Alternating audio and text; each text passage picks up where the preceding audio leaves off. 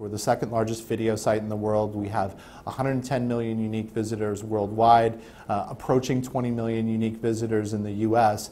And we allow a distribution point where we have a homepage that in the US alone has over 1 million people a day coming into it. So we really have a place where people can distribute video content where we have millions and millions of visitors that are coming to watch this type of content. In addition to that, as you mentioned before, we have the sharing functionality, and we have distribution not only through the Dailymotion player, off-site on a myriad of different sites.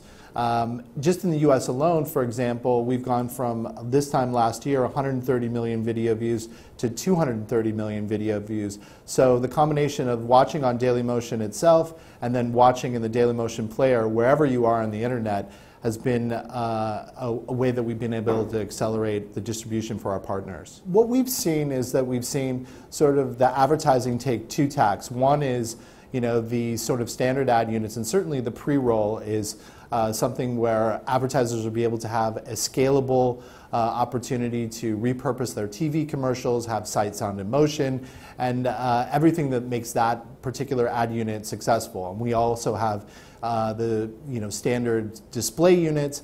But where we've really taken the direct sales efforts is in the more customized programs like the Ikea program and the Skype program, doing live streams of concerts like we did with Virgin Mobile, and really sort of creating a unique experience for the advertiser that dovetails with what their brand message is.